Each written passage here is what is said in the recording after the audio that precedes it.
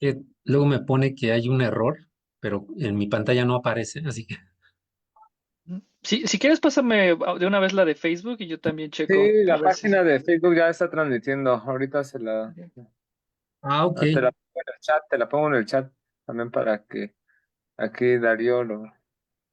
Ya lo siga finalmente y también lo veo. Gracias. Ya Muy volví por bien. aquí. Perfecto. Entonces, pues vamos a comenzar. Bueno, pues nuevamente, buenas tardes a todos, a todas. Muchísimas gracias por su asistencia a esta cuarta sesión del Seminario de Investigación en Ciencias del Comportamiento. En esta ocasión, igual como hemos tenido previamente, tenemos a un invitado nuevo, a un invitado especial. Eh, el maestro, bueno, creo que estás en proceso de Candidato a obtener doctor, el pero sí, doctorado. ya maestro. Seguro que Ah, sí. perfecto, Eso bueno, sí. ya, Eso es correcto. perfecto. Bueno, es Dario Trujano Ochoa, Ujú, eh, candidato a doctor en economía en la Universidad de California en Santa Bárbara y que, bueno, está haciendo una especialización en economía del comportamiento y experimental. ujú, Eh, parte de la trayectoria académica de Dario incluye una maestría en economía en el Centro de Investigación y Docencia Económicas en el CIDE y la licenciatura en psicología en nuestra universidad, pues, también. Así que es compañero y colega también de la UNAM. claro, sí. Bueno, aquí tengo que ya tienes publicaciones en revistas de renombre, Journal of Risk and Uncertainty y Ujú, Journal of Behavioral and Experimental Economics. ujú, Eh, Así que bueno, pues ya tienes ahora sí que una experiencia respaldada, ¿no? A nivel académico. Em, y tenemos acá el título de la charla es ¿Cuándo verificamos las noticias? ¿No? Que también es un paper ya que nos hiciste favor de compartir y los otros lo pusimos en el Classroom del grupo. Pues muy bien, Dario, muchísimas gracias por estar aquí. Es un gusto conocerte, es un gusto ujú. tenerte con nosotros. Y bueno, pues bienvenido al Seminario de Investigación en Ciencias del Comportamiento. Te damos la palabra. Adelante. Sale. Muchísimas gracias. Déjame compartir mi pantalla primero. Em, Perfecto. Bueno, pues muchas gracias por la presentación. Estoy feliz de estar aquí en este seminario. También quería agradecer a Pablo, que fue quien me puso en contacto con ustedes, a Pablo Soto, que está allá en el Colmex. Nos conocimos, de hecho, cuando empecé a trabajar después de la maestría en el CIDE y los dos nos fuimos al doctorado y ya terminamos regresando. Bueno, él ya regresó, yo regresaré el próximo año cuando ya me gradúe. También, este proyecto del que les voy a hablar ahorita es un poco diferente de lo que había trabajado antes con las otras publicaciones y me parece bastante interesante. Quería hacer algo mucho más aplicado. Había trabajado con cosas más experimentales en el laboratorio, preguntas un poco más generales y ahora quería hacer dos cosas, algo más aplicado y algo en México, por lo cual toda su retroalimentación es bienvenida porque, como les dije, ya había hecho experimentos en México, pero esta es la primera vez que hago un trabajo un poco más aplicado, con una pregunta que yo espero que tenga una contribución, digamos, más directa a resolver un problema tan importante como el de la desinformación en nuestro país. También, si ya tienen el Classroom, el working paper de esto, no tiene datos, es básicamente el diseño y sobre todo la parte conceptual y teórica. La vamos a revisar aquí también un poquito. Eh, Estoy terminando esta semana de correr unos pilotos para esta investigación, o sea, ya hay datos, pero digamos, ya los estaba analizando, pero están todavía muy sucios y no tuve tiempo de presentarlos, pero les presentaré el diseño y me gustaría recibir todos sus comentarios. Eh, en términos de cómo está estructurado esto, si quieren interrumpirme en cualquier momento, me parece que está bien por mí, o si quieren esperar hasta el final y preguntar también. Cualquiera de los dos formatos a mí me parece perfecto. Mientras tengan preguntas y podamos iniciar la discusión, eso es lo importante. Bueno, como ya les decían, yo estoy ahorita en la Universidad de Santa Bárbara. Eh, También estoy trabajando en este proyecto con otro compañero, coautor, también estudiante de doctorado, José Gloria, que él está en UCLA. Él me está ayudando más en la parte de ciencia política, porque el doctor es de ciencia política, y yo en la parte más experimental y teórica. Bueno, podemos empezar. Esto es cuando verificamos las noticias. Y la pregunta fundamental de esto es, ¿cuánto vale saber si algo es falso o si algo es verdadero? Básicamente esa es la pregunta detrás. Y bueno, tenemos muchos intentos de hacer que la verificación sea algo generalizado. En México tenemos, me parece, Verificado MX y El Sabueso, que es parte de Animal Político, son los más importantes, pero en el mundo hay varios. Lamentablemente no tenemos tantos como en otros lados, pero sí hay gente tratando de que la verificación sea una cosa que hagamos cotidianamente. Esto lo pongo aquí porque es una noticia, bueno, un tweet que se publicó de forma real y que hubo gente que lo creyó, tuvo varios retweets y la gente lo comentó, básicamente diciendo que la OMS estaba pidiéndole a los gobiernos prepararse para otro mega confinamiento ahora que fue este brote de la viruela del mono, del simio.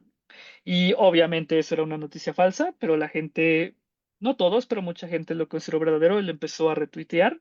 Y obviamente eso tiene problemas en términos de salud pública, en términos de la credibilidad que tiene la OMS y los gobiernos. Y bueno, este es solamente un ejemplo de algo que la gente retuitó sin verificar. Y bueno, la pregunta es, bueno, ¿por qué no lo hacen? ¿Cuál es el valor que tiene para las personas decir que esto es falso, ¿no? Ujú. Obviamente, si tú estás en términos de política pública, entiendes cuál es el valor de que se difundan noticias falsas, pero quizá para el individuo no es lo mismo. Ujú. Ahora, bueno, tenemos esta otra noticia, también la quise poner aquí. Esta me parece que fue Reuters quien la verificó. Y si tuvieron la oportunidad de ver el debate con los gringos allá con Trump, estaba esta noticia de que los inmigrantes estaban comiéndose gatos y perros. Lo dijo en el debate. Obviamente, incluso la gente que estaba ahí lo contradijo y dice, no hay ningún reporte de que ningún inmigrante haya dañado o de algún modo afectado a las mascotas de Springfield, Ohio en ese caso. Y lo que decían es, bueno, tienes a Trump, tienes la verificación en vivo y aún así la gente lo sigue retuiteando y sigue defendiendo este tipo de ideas. Obviamente aquí es más respecto a lo que se le llama creencias motivadas. La gente quiere creer este tipo de cosas. La gente quiere creer que los inmigrantes están haciendo esto o aquello solamente para motivar políticas públicas o actitudes que ellos ya tienen. Y estas son realmente las más difíciles de atacar. Ujú.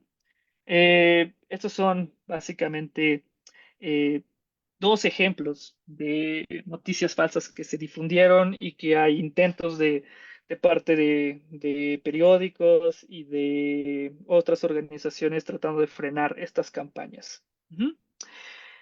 Y bueno, lo que me importa a mí ahora es, bueno, yo entiendo que es importante a nivel de política pública, entiendo el labor que se está haciendo, pero yo quiero saber eh, qué determina que la gente le dé más o menos valor a estar verificando. Entonces, vamos a ver una breve introducción, algunos fundamentos teóricos de cuál es el valor que debería tener la verificación. Un modelo de Gretel que es de los más famosos, creo que el más famoso en términos de estimación de sesgos, cuando la gente no actualiza sus creencias de forma bayesiana, como dice la teoría de la probabilidad, sino tienen ahí unos sesgos. Se puede estimar con este modelo y por eso lo presento, además de unos datos que ya tengo ajustados de otro experimento. Y al final, pues ya vamos a ver el experimento en desinformación que tengo con el diseño que se implementó ahorita en los pilotos y bueno, donde espero que podamos incrementar más nuestra discusión. Bueno.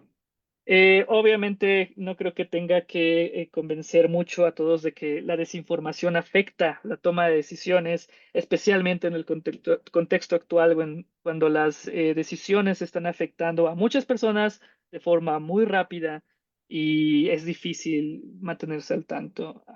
Especialmente eh, empresas como Facebook, Meta, empresas como incluso X de Elon Musk tienen algún tipo de fact-checking, de poder estar verificando si hay alguna noticia ahí que es falsa o no, pero los dos se quedan cortos por distintas razones, pero la principal es hay muchas noticias falsas, se distribuyen mucho y no pueden estar todo el tiempo checando qué es falso, qué no lo es, sino quizás hasta después. Y también, ¿quién checa que algo es falso o verdadero? También es una pregunta abierta, sobre todo para, digamos, los que estudian comunicación, tratar de mantener cierto grado de credibilidad de parte de quien está haciendo este tipo de cosas. Ujú. Eso es un problema que hay. Pero eso es, digamos, del lado de la oferta de información. Cuando uno consume información en Facebook, en Instagram, en X, también hay otro tipo de intervenciones que son más desde el lado de la demanda, que es cómo hacemos para que la gente le ponga más atención cuando está leyendo las noticias. Sí, del lado de la oferta no podemos tener un filtro perfecto. Bueno, quizá la gente pueda incrementar su capacidad de distinguir lo que es falso de lo que no lo es. Hay un montón de intentos de distribuir estas escuelas le llaman digital literacy, básicamente entender cómo funciona el mundo digital. Y prácticas muy comunes, algunas casi de intuitivas y de sentido común, checar que realmente el URL sea de la página que dice, la BBC o el Universal o lo que sea, y no de otras páginas. Esas son básicamente intervenciones que tratan de enfocarse en las personas. Eh, Mi intervención es de ese lado, pero vamos a clasificar estas intervenciones en dos. Hay unas que lo que tratan de hacer es justo incrementar la habilidad de las personas, o sea, que las personas son más capaces de distinguir lo que es verdad de lo que no lo es. Hay otras que lo que tratan de hacer es, bueno, las personas no son perfectas a la hora de discriminar, clasificar lo que es falso de lo que no lo es. Y quizá hay un límite en el que nosotros no vamos a ser capaces de distinguirlas. Entonces, las personas deberían verificarlo, buscar otros recursos, hablar con otras personas y básicamente tener un poquito más de pensamiento crítico, sobre todo respecto a su propia capacidad. Esa es básicamente el lado de donde yo estoy, porque el verificar básicamente es una autoevaluación que depende de qué tan probable yo pienso que realmente soy capaz de distinguir lo que es verdad de lo que no lo es. Ujú. Y ahí ven algunas cosas de eh, razonamiento motivado. Obviamente yo creo que soy muy bueno distinguiendo lo que es verdad de lo que no lo es. Y pues eso me previene de estar verificando. ¿Para qué verificar si yo sé que estoy en lo correcto todo el tiempo? Esa es la parte donde yo quiero intervenir. Y justo para entender si la gente está verificando, es muy difícil digamos, en el campo, realmente analizar cómo la gente verifica, si la gente verifica o no, y medirlo es bastante complicado. Entonces, lo estamos llevando al laboratorio y lo que medimos en el laboratorio no es qué tanto verifican, sino está la capacidad de verificar y cuánto están dispuestos a pagar por verificar. Entonces, en vez de tener esta medida que es más bien discreta de tantas noticias que vieron, verificaron 7, es nosotros lo que vamos a hacer es por cada noticia, ¿cuánto están dispuestos a verificar en términos monetarios? También, para verificar, obviamente, debe haber una razón.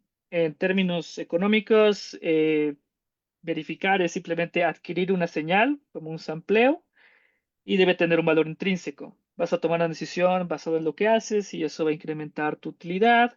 Así funciona. Hay mucha investigación también en psicología respecto al valor intrínseco de la información. La gente le gusta saber lo que pasa a su alrededor, somos un poco chismosos. eh, y tiene un valor intrínseco saber qué está pasando, incluso cuando saber eso no va a cambiar ninguna de nuestras actitudes. Eh, yo me voy a enfocar más en la parte instrumental, que es más del lado de la economía, pero reconociendo que las personas también valoran la información por la información, pero también deben ser capaces de reconocer cuándo deberían pagar más y eso dependerá de qué tan seguros están de su decisión. Ujú. Am, Estamos también partiendo de esta idea de que si estamos midiendo la disposición a pagar, obviamente no estamos midiendo la frecuencia de verificación directamente, pero si podemos observar diferencias en la disposición a pagar, cuánto estoy dispuesto a pagar por verificar esta noticia, ya en el campo eso debería traducirse en gente que está verificando más. Ujú. Eh, Básicamente todo lo que estamos haciendo aquí es encontrar qué determina que la gente valore la verificación. Ujú. Y bueno, esta es una pregunta muy interesante. ¿Qué es verificar? Hablando sobre todo con gente de ciencia política, esto nos lo topamos mucho. Digamos, en economía podemos entender, bueno, hay una señal, un recurso, una forma de investigar y sacar una muestra y poder decir si creemos o no en algo, pero se ha encontrado mucho en la literatura que la gente no cree mucho en la verificación y eso pasa sobre todo en temas políticos, de si hay un periódico que dice algo en contra de mi candidato, de mi partido, eh, voy a pensar que ese periódico pues, está vendido, ese periódico está sesgado y eso también afecta a la verificación. Entonces, esa es una cosa que se encuentra en la realidad. También se ha encontrado que cuando se le promueve a las personas a que verifiquen, hay un artículo en Nature que salió a principios de este año que dice que cuando se les promueve verificar a través de solamente buscar en Google más noticias respecto de lo mismo, también los expones un poco a sitios que no son tan precisos. O sea, sí, buscas algo en internet, te va a salir BBC, El Universal, otros periódicos conocidos, pero de repente te van a empezar también a salir periódicos que no son tan veraces, son más bien de opinión y no tanto periodismo de investigación. Por lo tanto, pues no contienen mucha información más allá de lo que había antes y de hecho puede tener un poquito de ser contraproducente. Entonces, verificar sigue siendo una pregunta muy importante en el campo. Es muy complejo. Entonces, también nosotros lo llevamos al laboratorio, nos abstraemos un poco de qué significa verificar y nosotros sabemos exactamente, escogimos obviamente noticias que sabemos que son falsas o verdaderas y que hay un consenso respecto de ellas y pues que la gente, bueno, le decimos a las personas que sabemos eso, que están verificadas, que algunas van a ser falsas, algunas van a ser verdaderas y nos abstraemos de este proceso de verificación. En este caso, nuestra verificación es perfecta, en el sentido de que no hay como un sesgo. Ujú. Eh, Esto lo digo sobre todo por la parte de la ciencia política, porque hay bastante discusión respecto a la veracidad de la información que recibimos. Ujú. Aquí nos abstraemos un poco de eso y decimos, incluso en el caso en el que tengamos verificación perfecta, también podemos todavía tener sesgos y que la gente no esté verificando. Ok, los fundamentos teóricos es básicamente nuestro marco conceptual. Tenemos un estado del mundo, esta pequeña omega, que puede ser en este caso solo dos estados, muy dicotómico. Puede que sea el estado A, que significa la noticia es precisa, el estado F, que significa la noticia es falsa. Esos son los dos estados que pueden tener y hay una probabilidad de entrada que nosotros tenemos de cuál es la probabilidad de que una noticia que nosotros recibamos de forma aleatoria sea falsa y una probabilidad de que la noticia que recibamos es verdadera. Ujú. Entonces, eso está también dado en el mundo y Las personas van entonces a clasificar y pueden dar una clasificación como precisa o como falsa. Esta C es básicamente la clasificación y obviamente van a tener una utilidad dependiendo de cómo clasifiquen. Van a tener una utilidad si esta utilidad, algún número, es la utilidad de tener una clasificación correcta como verdadera. O sea, yo creo esa noticia y es verdad. También tenemos una utilidad por un, ¿no? Un acierto negativo. Yo digo que es falsa y realmente era falsa. Y también tenemos obviamente las utilidades por equivocarse, que obviamente decimos en general que hay una utilidad por tener una clasificación correcta. Entonces, yo gano más por decir que es verdadera y que realmente lo sea, a decir que es verdadera cuando realmente era falsa. Ujú. Y lo mismo del otro lado para las noticias falsas. Ujú. Entonces, tenemos estos solamente cuatro puntos de utilidad. De nuevo, en el mundo real, estos números pueden cambiar de persona a persona. La ventaja de tener el laboratorio es que nosotros lo inducimos perfectamente y la interpretación es bastante más simple cuando preguntamos sobre la disposición a pagar por información. Pensemos que hay una señal, o sea, una persona recibe una noticia, sabe que hay una probabilidad de que la noticia sea verdadera o falsa, la clasifica y dependiendo de su clasificación es cuánto espera ganar. En este sentido es como si las personas tuvieran su propia señal interna y hay un valor esperado de la utilidad cuando no hay señal y ellos clasificaron la señal como verdadera, como precisa. Esta es básicamente la utilidad, que es, dado que yo la clasifique como verdadera, ¿cuál es la probabilidad de que realmente esa noticia sea verdadera? Y obviamente voy a ganar esta utilidad, que es correcta. Yo dije que es correcta y además es correcta, pero también hay una probabilidad de que, a pesar de que yo digo que o pienso que es correcta, también hay una probabilidad de que esta noticia sea falsa y tenemos esta utilidad. Obviamente, en el caso extremo de que la gente sea muy sobreconfiada respecto a su habilidad, esta probabilidad de ser falso, dado que yo digo que es verdadero, es cero.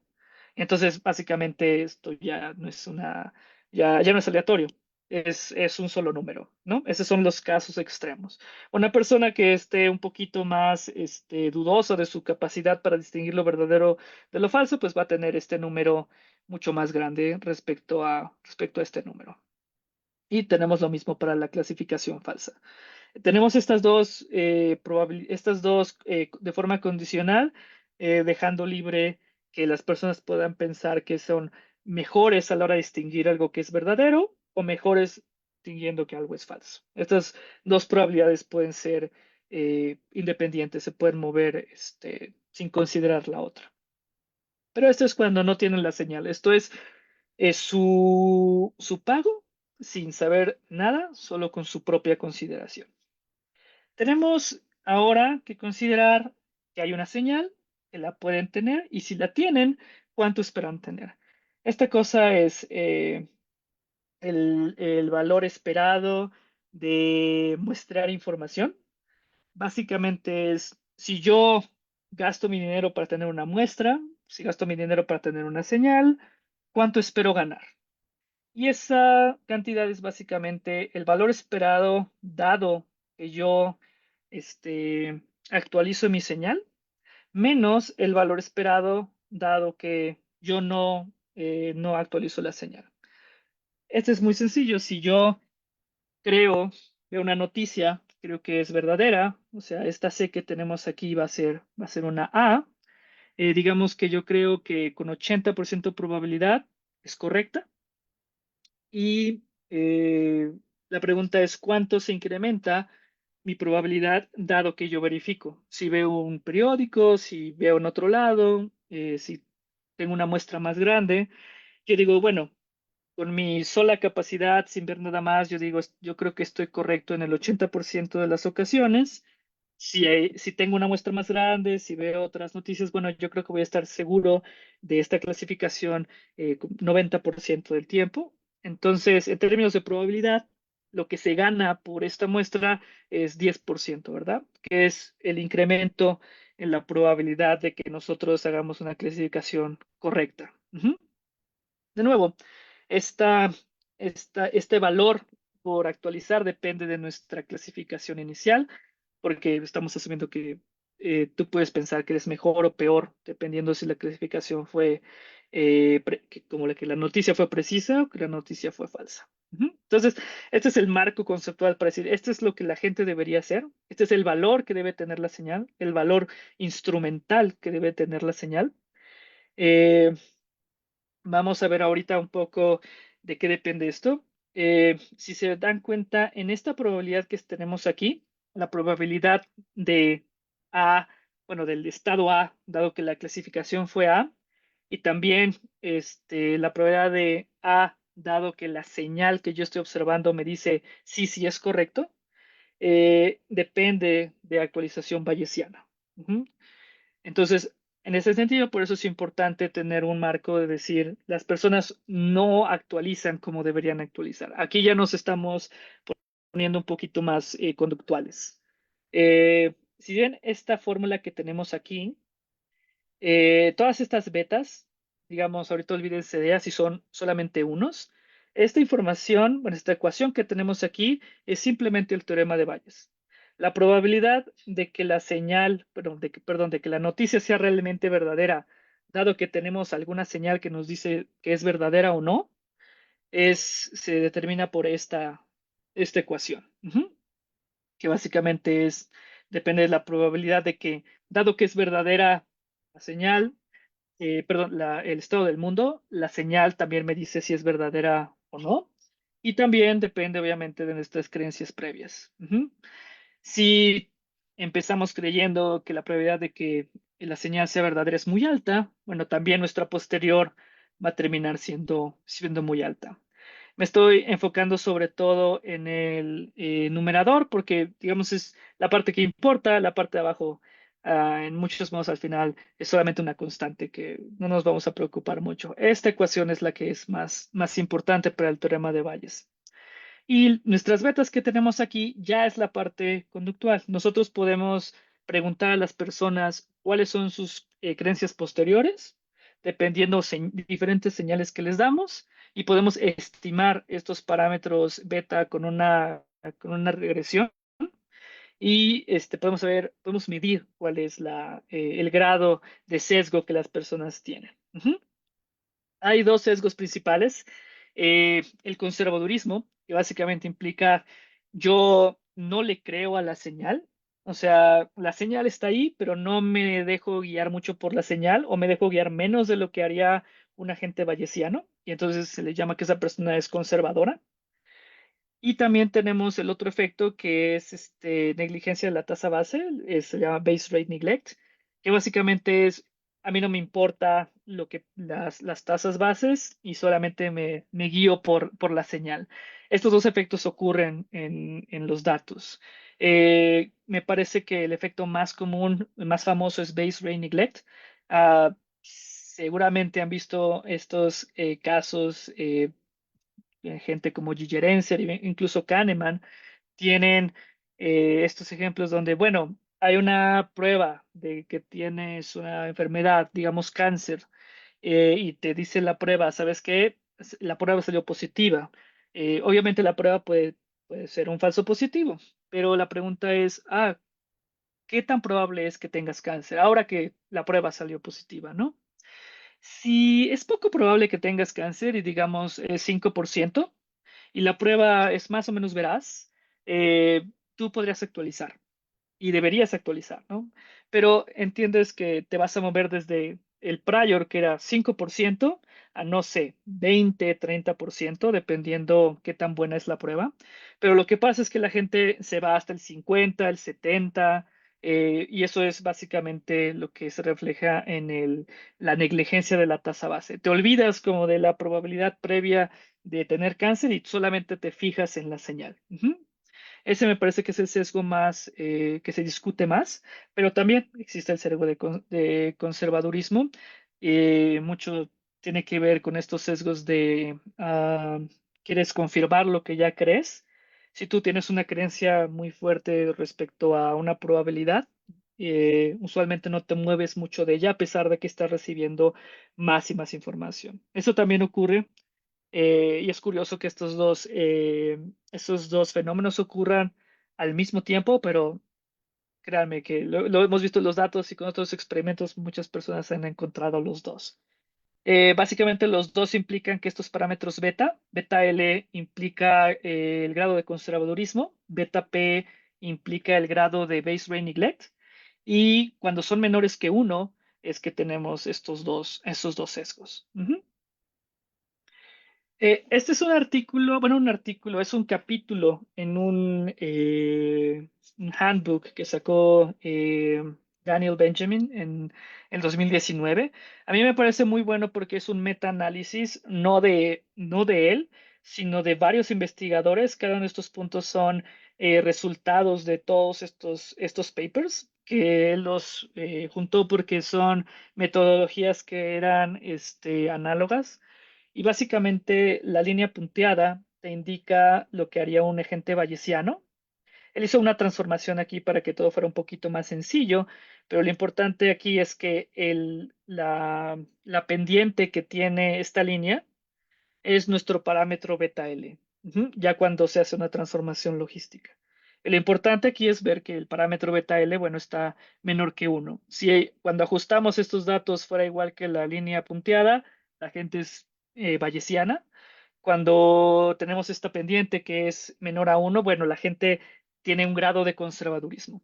Por eso aquí estamos haciendo el análisis de beta L. Entonces, esto es con varios estudios, los juntó e incluso estimó cuál es el parámetro beta L para esos estudios. Si me acuerdo bien, era 0.62, menor que uno. Entonces, parece que eso es un fenómeno muy presente.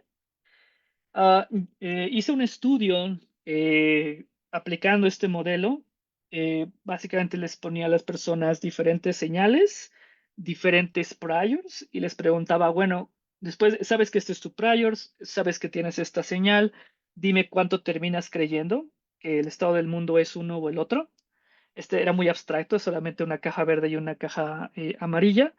Pero lo importante es que se puede comparar lo que hace un agente bayesiano y lo que hacen estas personas eh, y se puede ver gráficamente qué es lo que pasa. Esto se ve, este gráfico de Benjamin está bueno para ver cómo se estima beta L, pero estas son creencias posteriores realmente. Entonces, aquí los puntos, los círculos, es lo que debería ser un agente bayesiano con diferentes niveles de la señal, desde muy débil hasta muy alta para una de las hipótesis, y los colores son diferentes priors. El azul es 90% de que el estado sea amarillo, el verde que es 50-50 amarillo-verde, rojo que es 20-80, amarillo-verde.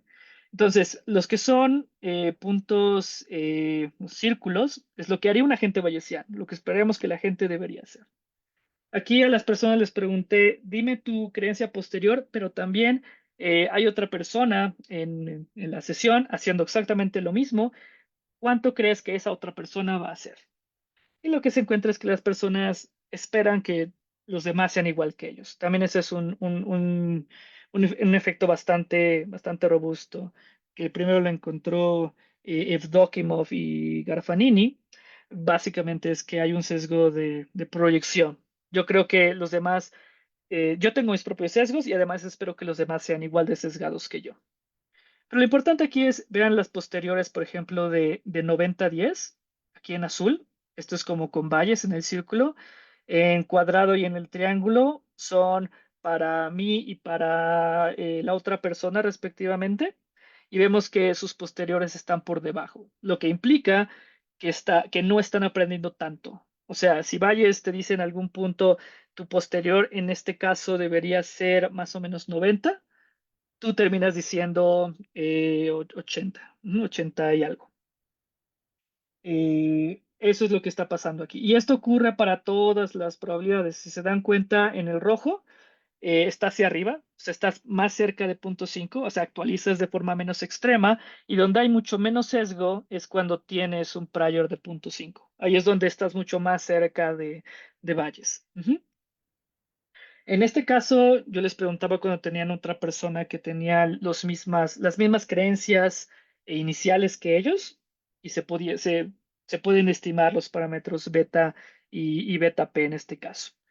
Hay, hice otro pequeño estudio, bueno, es el mismo estudio, pero otro grupo, donde tenías la pregunta de, bueno, ¿qué pasa si te pregunto sobre la probabilidad o la posterior de otra persona que tiene un prior diferente, tiene creencias iniciales diferentes?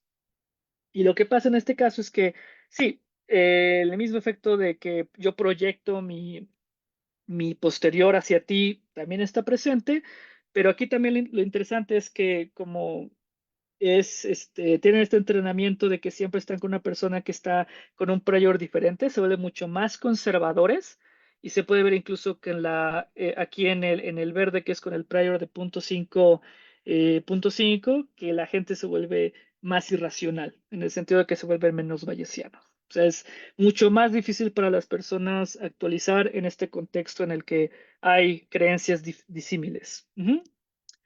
Um, Me voy a enfocar nada más en este parámetro que es el de conservadurismo. Aquí es básicamente, calculé este parámetro no a nivel grupal, sino como tengo varios ensayos por persona, lo puedo calcular a nivel de la persona. Entonces tenemos aquí la distribución acumulada en cada una de mis condiciones. Si esta se calculó para tus creencias posteriores, para las creencias posteriores que crees de otra persona, en el contexto en el que siempre tuvieron las mismas creencias iniciales, en el contexto en el que tenían creencias iniciales diferentes. Y básicamente es la misma historia que les conté con la gráfica anterior. Uno es ser bayesiano, ¿no? Entonces podemos ver que aquí en las líneas azules, que es cuando tenemos el tratamiento de los prayos heterogéneos, son mucho más irracionales, son menos bayesianos. Ujú. Entonces, podemos ver que la gente tiene problemas a la hora de actualizar las creencias. No son tan buenos. Y de hecho, eh, algo que ocurre aquí es que esto también debería impactar cuánto tú estás dispuesto a pagar por la información. Si tú eres suficientemente sofisticado y para ti, digamos, sabes o esperas que la información no te va a decir nada, deberías pagar menos. Y si tú esperas que vas a poner mucha atención a la señal, o sea, beta L más cercano a uno, deberías estar dispuesto a pagar más, porque la señal va a ser mucho más informativa en términos subjetivos. En este experimento tenemos la ventaja de que eso fue lo que pregunté. Tenemos aquí el promedio de la disposición a pagar. Primero se les enseñó las señales, les explicó cómo era, y ahora se les digo, tienes un prior de 50-50, no sabes nada más, o sea, es un volado, pero puedes comprar esta señal y solo dime cuánto estás dispuesto a pagar por la señal. Obviamente con un mecanismo de incentivos compatibles, que en este caso fue se llama una second price auction, que seguramente ya la han visto bastante, que es yo doy mi valoración, pero si gano eh, la subasta, yo voy a pagar lo que dijo la segunda persona, ¿no? Y está en mi mejor interés revelar el valor que tiene este objeto, en este caso la señal. Tenemos aquí, sobre todo en la parte en la condición de priors diferentes, que aquí es cuando ellos son menos racionales y en este caso, lo interesante es que están más dispuestos a pagar por la información eh, cuando ellos tienen que hacer la decisión. Eso es una parte interesante de este estudio, porque a mí lo que me interesaba es ver qué tanto demandan la información para ellos mismos y qué tanto demandan la información para otra persona. Ujú. Obviamente, si tú esperas que la otra persona sea exactamente igual a ti, pues demandarías lo mismo de información para ti que para otra persona. Si tú esperas que la información valga más para ti, pues estás dispuesto a pagar más. Lo interesante aquí es, la gente está más dispuesta a pagar para recibir la información para ellos mismos cuando están en este contexto en el que hay muchas creencias disímiles. Esa es una cosa que se encontró, que me parece bastante interesante. Y bueno, estemos este resultado inicial.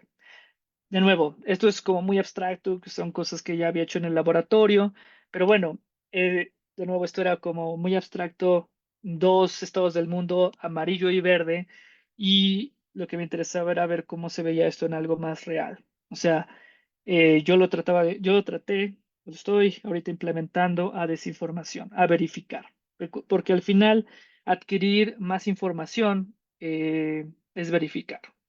Puede ser costoso también, pero terminas teniendo una creencia diferente a la que tienes de forma inicial.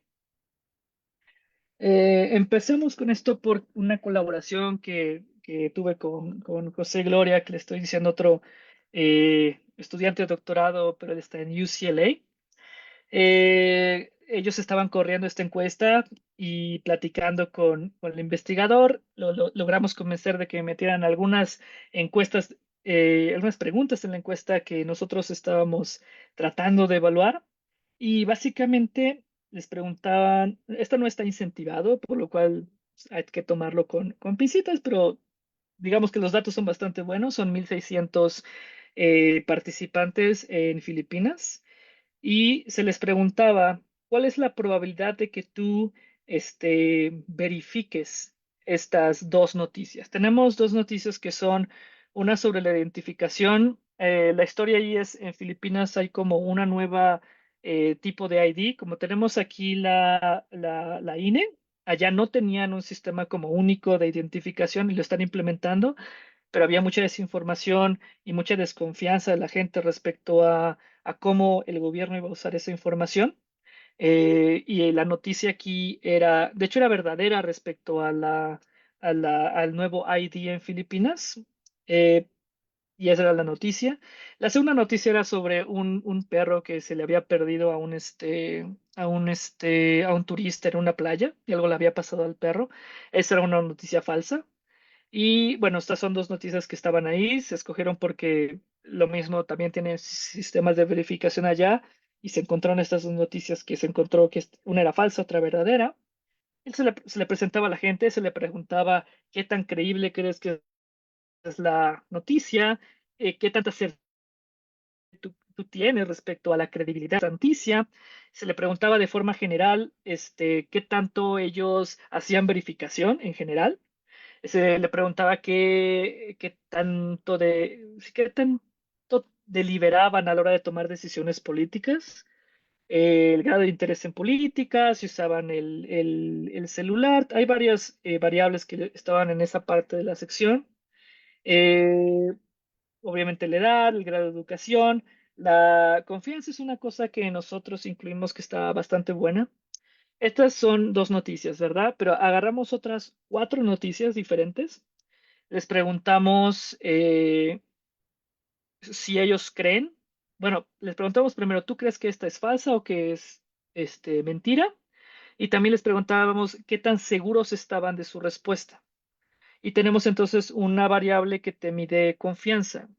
Yo hago mi clasificación de una noticia y yo sé qué tan seguro estoy de que esa noticia es verdadera o es falsa. Entonces, hicimos esa regresión de el nivel de la probabilidad de verificar estas dos noticias y tenemos todas estas variables. Lo que tenemos aquí básicamente son los parámetros de esta regresión con los errores estándar alrededor, ¿verdad? Y lo interesante aquí es algo que nosotros esperábamos. Bueno, esperábamos, pero es un poco difícil de interpretar cuando la credibilidad de la noticia incrementa. La gente está más dispuesta a, a verificar. Esto puede parecer un poquito contraintuitivo, en el sentido de, bueno, si tú crees que la noticia es más creíble, ¿por qué vas a verificar? Y esto lo estábamos viendo más porque en la parte de la verificación hay una especie como de U en el que si tú estás muy seguro de que la noticia es falsa, por ejemplo, no vas a verificar tampoco, porque ¿para qué verificar algo que sabes que es mentira?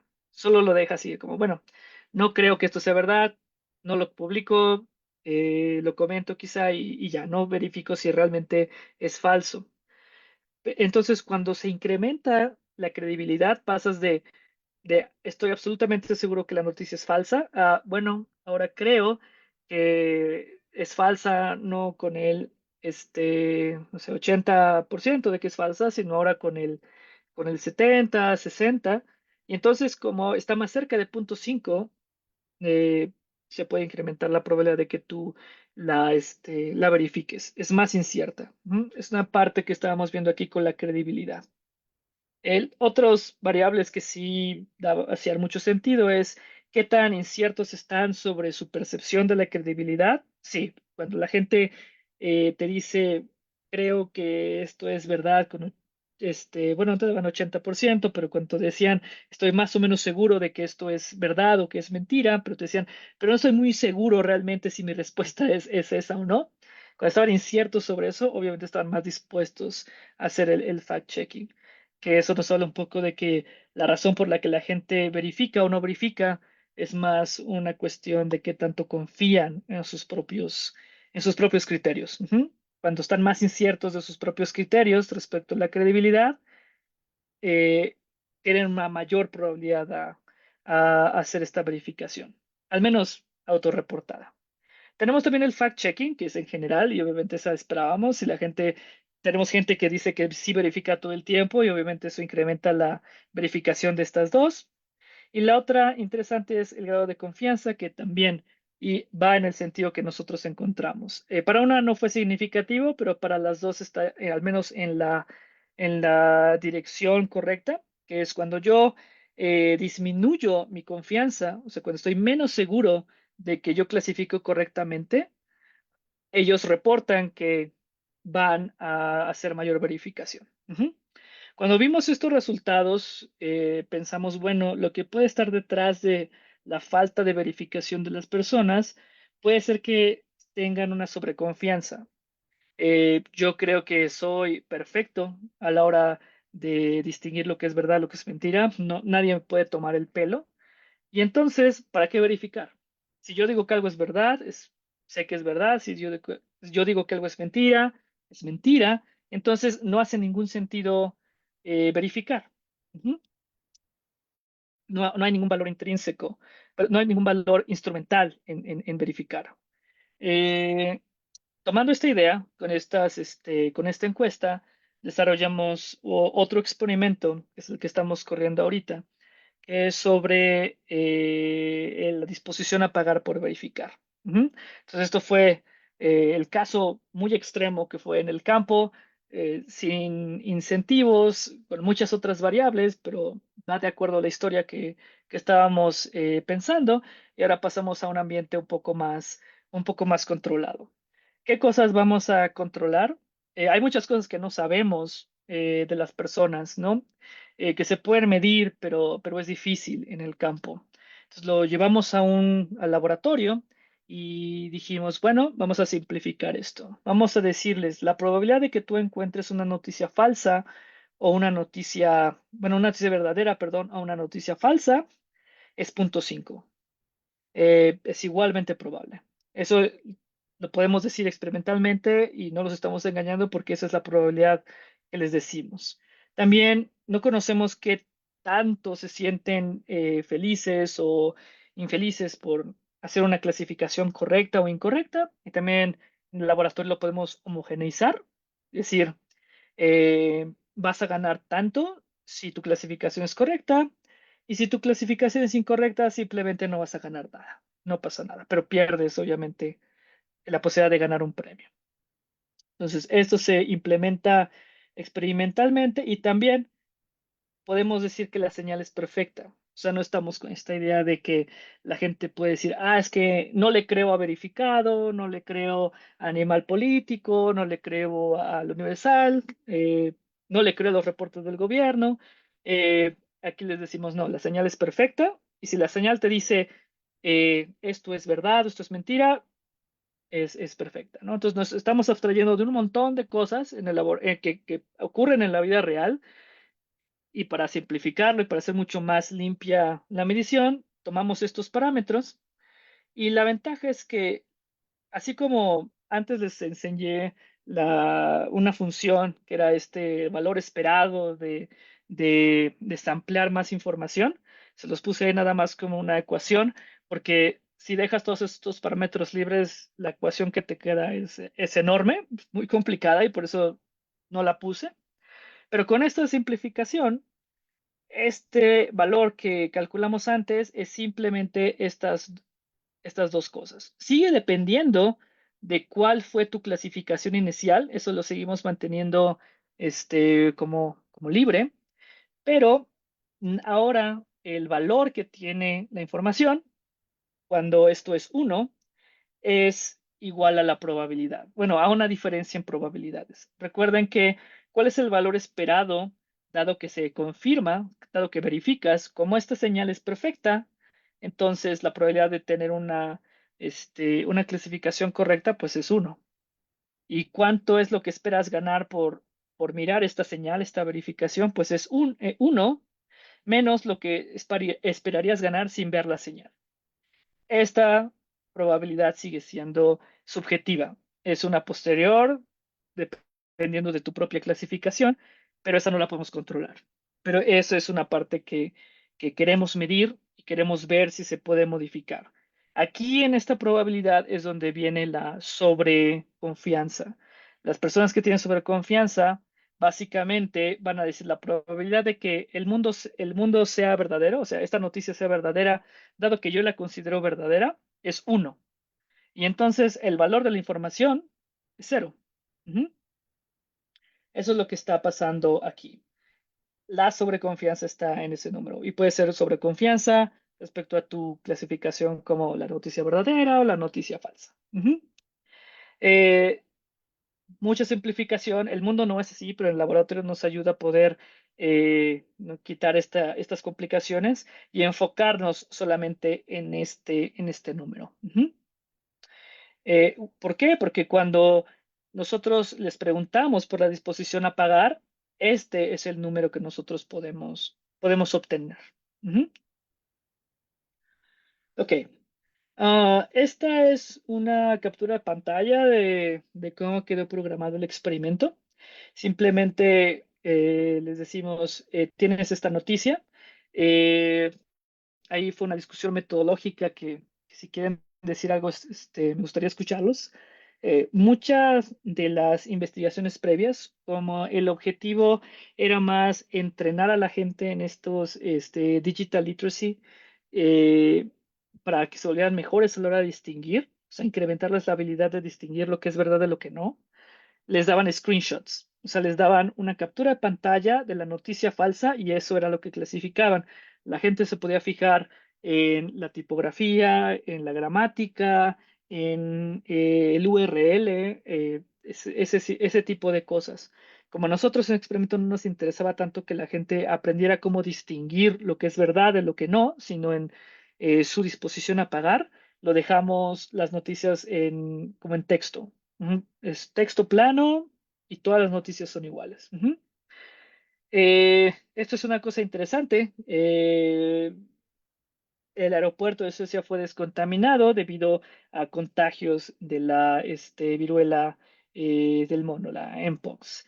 Eh, no tenemos aquí una cosa así de una encuesta rápida, pero si quieren alzar la mano, quien cree que esta noticia es correcta, puede alzarla. Asumiré que quien no la alza simplemente asume que es falsa. ¿Quién cree que es correcta? A ver,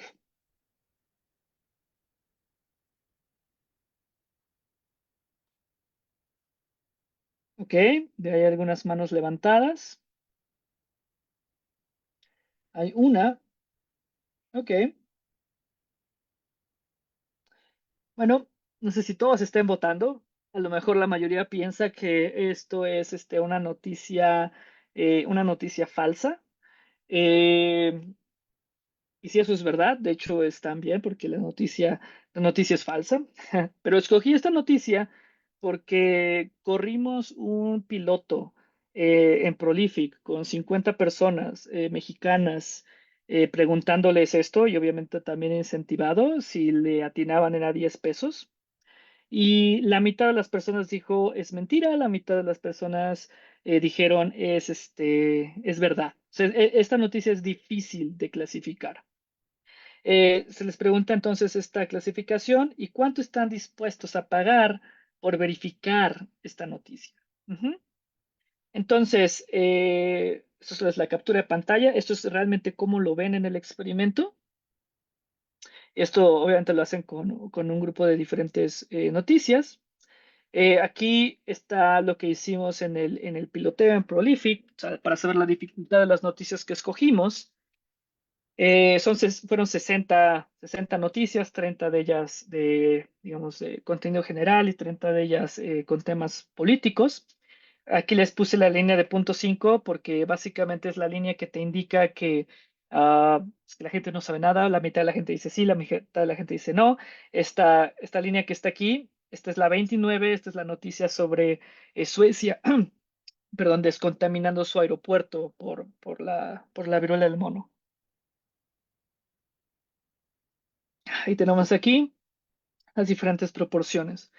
Pueden ver que hay noticias que son más difíciles, más fáciles que otras y por eso y por también para que la gente descansara un poco, dividimos en este experimento en bloques y toda la retroalimentación va a ser en términos de bloques y no en términos de la noticia, justo porque nuestra pregunta no es respecto a si la gente aprende cómo distinguir lo que es falso de lo que no, sino cómo varía, cómo podemos modificar la disposición a pagar. Ujú. De nuevo, estos datos no son sobre disposición a pagar, esto fue un estudio aparte que hicimos en Prolific. Y bueno, podemos ahora hablar un poco del, del diseño experimental. Ujú. Eh, Aquí en Prolific hicimos esta selección de 60 noticias. Esa es una parte también un poco metodológica. Yo la seleccioné, de hecho, justo como tenemos estas iniciativas en México de verificado del sabueso en Animal Político, hay pues estas páginas que te dicen esto es falso, esto es dudoso, esto está sacado de contexto. Y yo me fui a esas noticias que tienen ahí publicadas y busqué las que pude encontrar que también otras fuentes habían encontrado que eran verdad o que eran completamente falsas.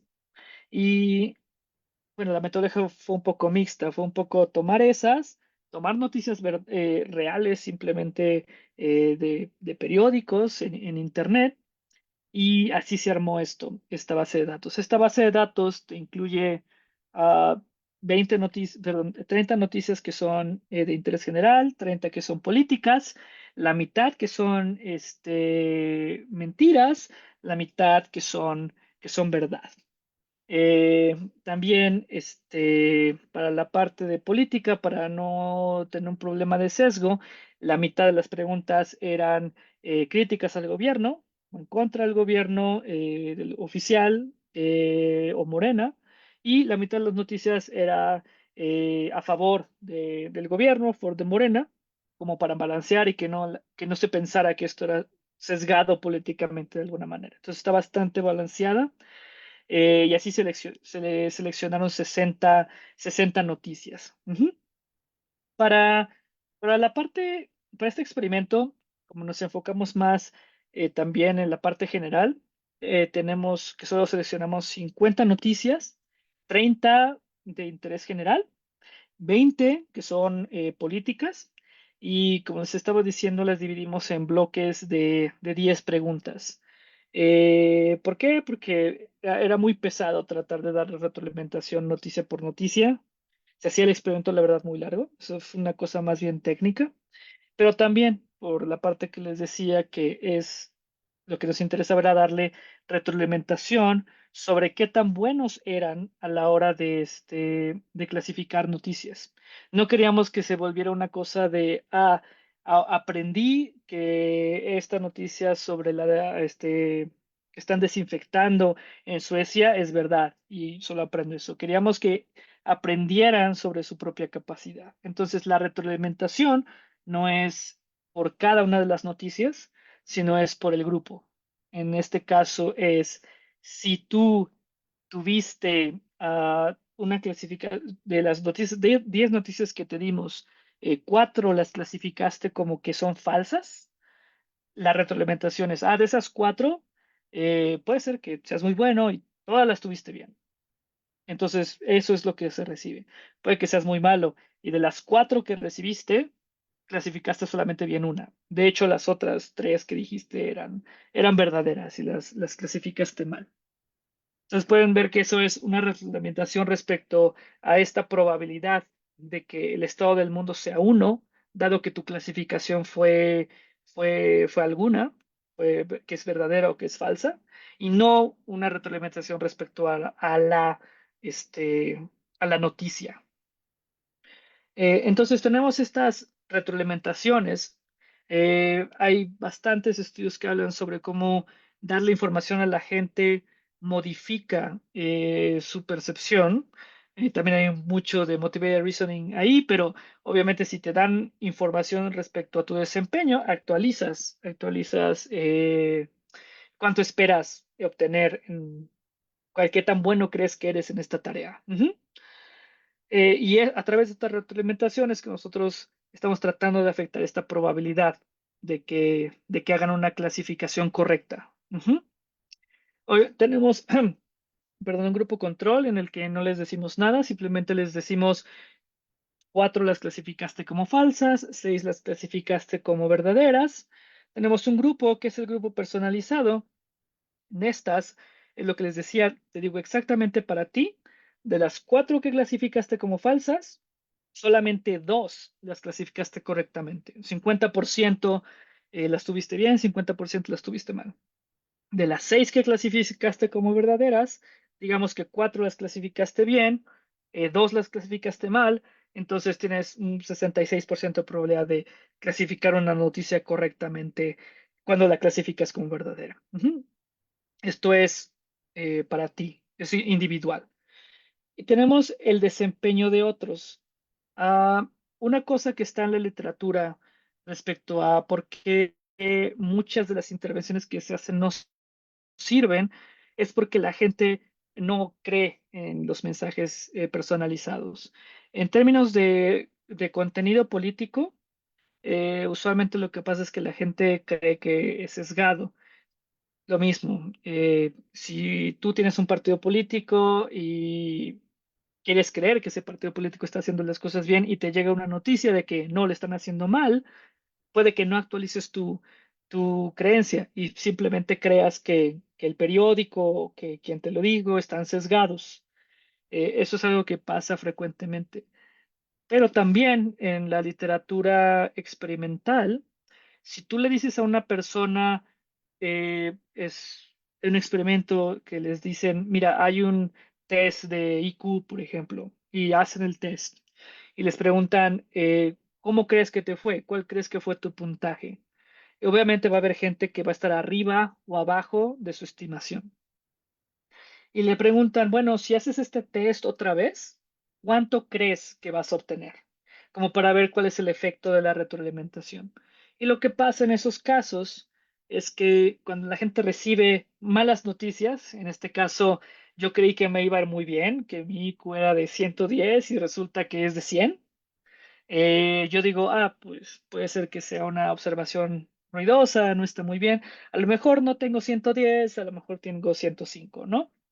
Pero por el contrario, si tú dices, yo creo que mi IQ es de 100 y obtuviste 110, o sea, por arriba de lo que esperabas, tu expectativa, no te vas a ir a 105. Te vas a decir, ah, bueno, yo creo que mi IQ realmente es de 109 o incluso de 110. O sea, hay una asimetría en cómo la gente recibe la retroalimentación. Y por eso estamos pensando que la parte personalizada, la razón por la que las retroalimentaciones personalizadas no sirven mucho, sí sirven, pero no son tan efectivas, es porque la gente no quiere creer que son malos. Si me dices a mí, ¿sabes qué? No eres tan bueno reconociendo las noticias falsas o verdaderas, yo no te voy a creer tanto. A que si me dijeras que soy muy bueno. Pero como la gente tiene esta sobreconfianza en general, pues la mayor parte del tiempo reciben malas noticias. Entonces, es una razón por la que la intervención personalizada no es tan efectiva. Pensando en esta hipótesis, tenemos el desempeño de otros, que básicamente es, en vez de decirte cómo te fue a ti, te digo cómo le fue a otros con estas noticias. Entonces, no te digo a ti te fue mal o bien, te digo a otros les fue bien o les fue mal. En el sentido de que pueden actualizar qué tan difícil es clasificar sin que eso afecte su ego. Y en ese sentido pueden actualizar un poco más. Esos son nuestros tres tratamientos.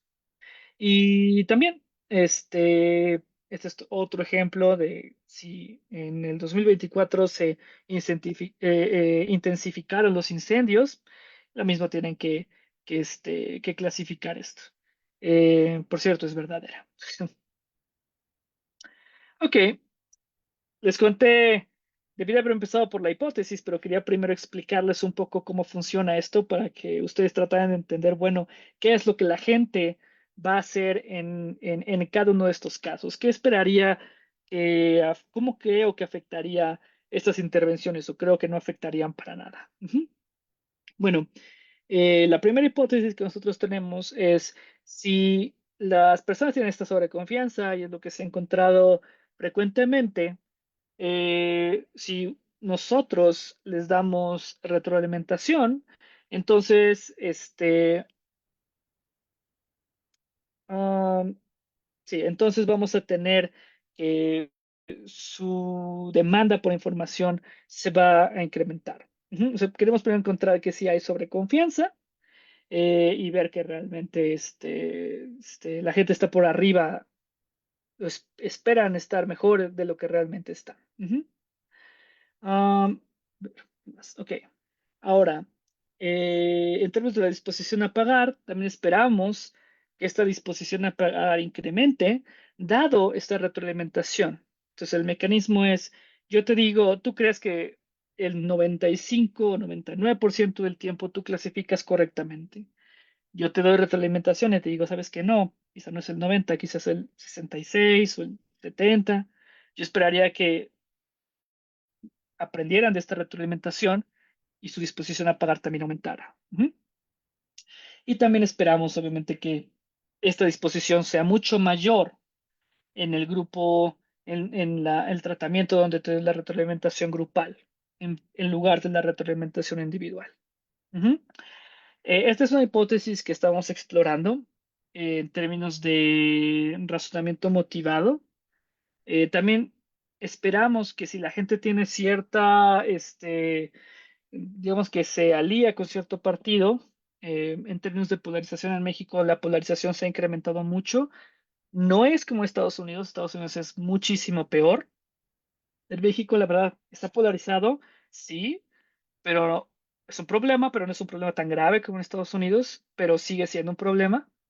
Y lo que pasa aquí es que si tú estás polarizado y eso afecta la demanda de información, puede incrementar la polarización. Entonces queremos ver si esto es el caso y lo que esperamos es que si tenemos partidarios del gobierno, están sesgados hacia esta posición, si les llegan titulares favorables al gobierno,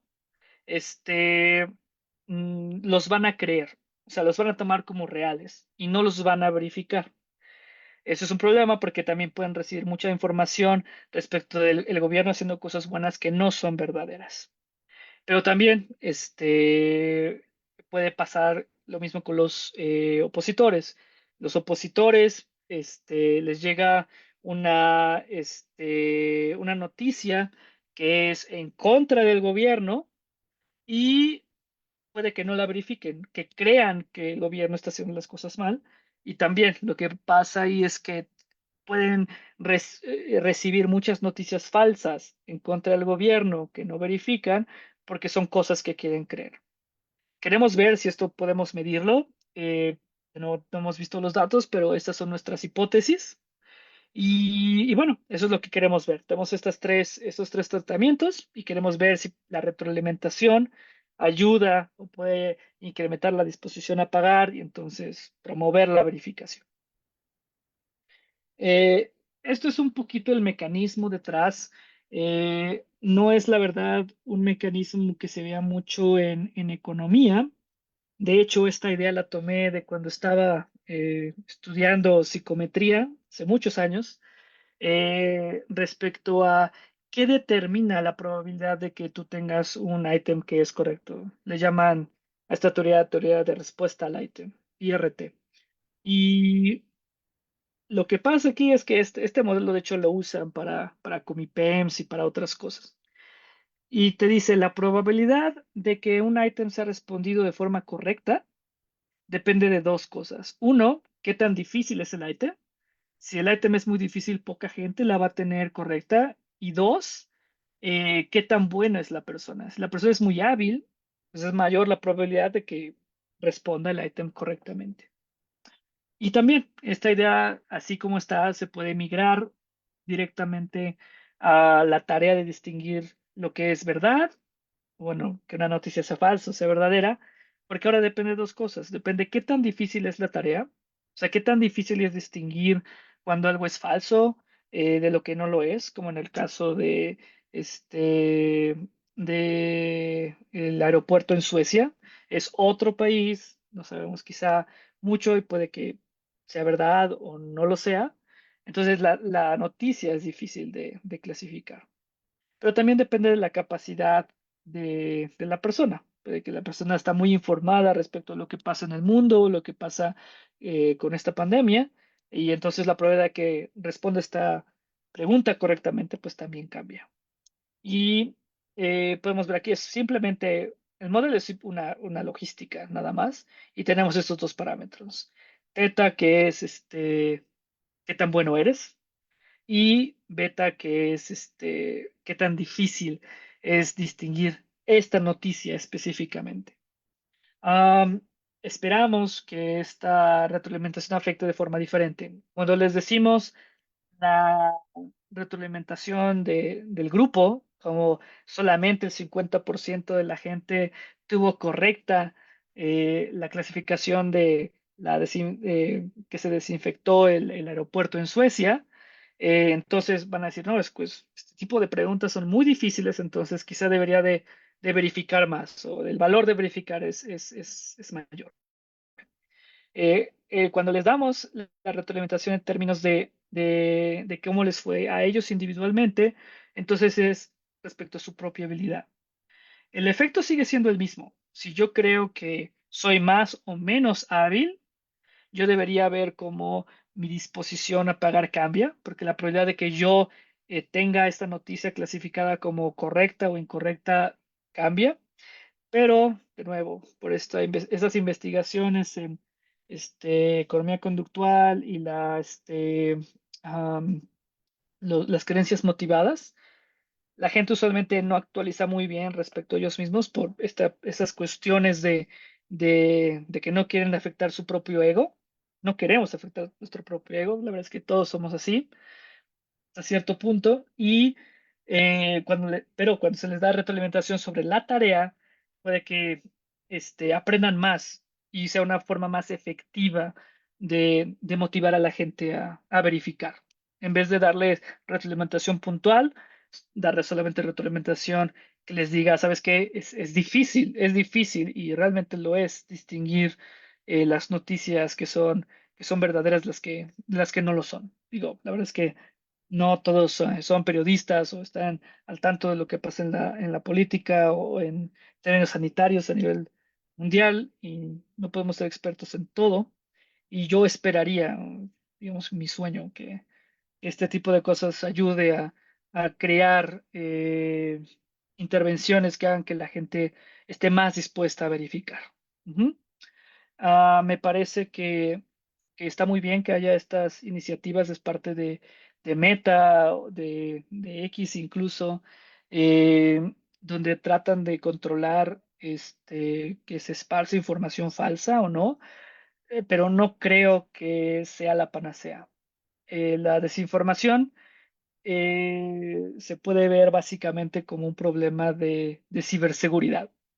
Hay un montón de malware y mientras haya un incentivo monetario a convencer a las personas de que algo es verdad o no lo es, la gente lo va a seguir haciendo. Y así como es ilegal y hay muchos controles para, para fraudes en Internet, sigue pasando y la verdad es que seguirá pasando porque es una guerra entre diferentes tecnologías y ver quién desarrolla mejores formas de defraudar y evitar que haya fraudes. Entonces, me parece que en el futuro siempre vamos a estar expuestos a desinformación y a noticias falsas. Y entonces este tipo de intervenciones va más hacia el lado de la demanda de la información y tratar de que la gente, digamos, sean consumidores un poco más responsables de noticias. Ujú. Ah, bueno, esta fue mi presentación, fue un poquito más, fue cortita, fue menos de hora y media. Y si tienen preguntas, por favor, díganme comentarios respecto a la metodología, por favor, estoy muy dispuesto a platicar sobre detalles de cómo se corrió el experimento y ya, tienen otras ideas que quieran discutir sobre desinformación, también. Perfecto, muy bien. Pues muchísimas gracias, Dario. Te Ujú, agradecemos la presentación. Bueno, definitivamente es un tema muy interesante, muy relevante, ¿no? Para lo que vivimos actualmente con las redes sociales, la polarización política y como tú bien señalas, ponías el ejemplo del debate, este, que se de tuvo, ¿no? En Donald los Trump. Estados Ujú, Unidos. Y justamente estaba viendo una noticia sobre, pues, ese ejercicio de verificar muchas de estas aseveraciones, ¿no? Y ujú, que creo que, bueno, pues en general el impacto y la influencia que pueden tener muchos de estos comentarios que tienen una dudosa validez, ¿no? Científica, pues sabemos que tiene implicaciones sociales, políticas bastante grandes, ¿no? Así que creo que el tema es de relevancia y pues por acá nos interesa también bastante. Bueno, pues muy ujú. bien, vamos a pasar entonces a la parte de preguntas, comentarios. Y como bien dice nuestro invitado, pues bueno, se trata de un proyecto que está en proceso. Creo que también igual y se vale que podamos preguntar algunas otras cosas hacia dónde se dirige, ¿no?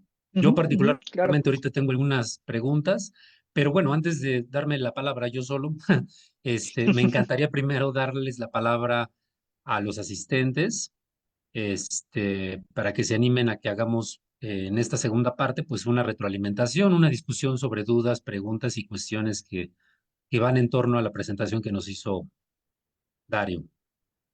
Claro, claro.